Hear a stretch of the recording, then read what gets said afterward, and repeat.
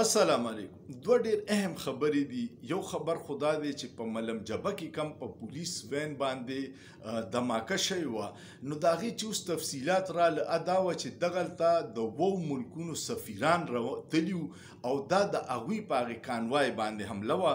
د هغې ځای څه صحافیانو خبرې ما په دې وټساپ ګروپونو کې وکتې، هغوی وایي چې د سوات عوامو ته هم پته نه وه چې د 12 ملکونو سفیران راځي او صحافیانو ته هم پته نه وه. خو چې کله حمله وشوه نو د امریکې یو اخبار دی رایټرز، هغې د ډي پي او سوات نه تپوس وکړو چې آیا د حمله په دې سفیرانو شوې ده، نو هغه د دې تصدیق وکړو چې او په هغوی شوې ده، خو هغوی بچ دي او پولیس وین پکې نشانه شوی دی. هغې کسانو ټول ډېر تشویش اظهار وکړو چې خلکو ته نه وه پته، د پولیس لاندې سټاف ته نه ده پته، صرف های آفیشل ته پته وه او ایجنسیانو ته ده. بیا دغلته سیکیورټي لیپس ولي وشو. دویمه خبره، خلک د شک اظهار کوي چې په سوات کې بیا په یو منصوبه باندې حالات خرابیږي او د هغې خلاف خلکو د احتجاج اعلان هم کړی دی. نو دا ډېر د افسوس خبره ده چې ملک داسې حالت ته روان دی چې موږ د خپل سیاسي مقاصد دپاره د ملک امن و امان صورتحال چې خراب دی هغې طرف ته متوجه نشته او عوام او پاکستان ته نقصان رسی، نو خدای د پاکستان په خپل حفظ و امان کې وساتي.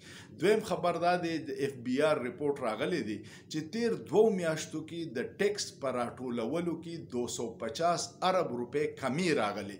د هغې بنیادي وجه یو خو دا ده چې ملک سیاسي عدم استحکام دی، بل دومره ناروا ټیکسونه یې ولګول چې په زرګونو کمپنیانې دوبۍ ته لاړې، نورو ملکونو ته خپل کاروبار شفت کو، نو چې کاروبار نه نو تاله به ټیکس څوک درکوي.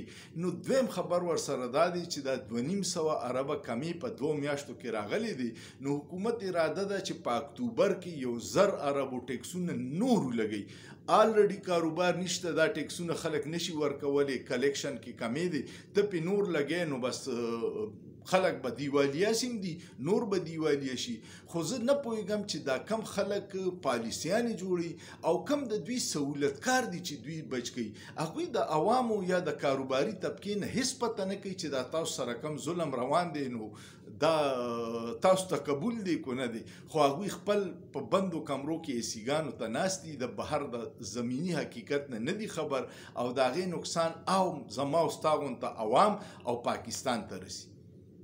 کمنټ وکړئ، لایک ورکړئ، شیر یې کړئ او سوچ پې وکړئ، په سوچ کې څه ګناه نشته.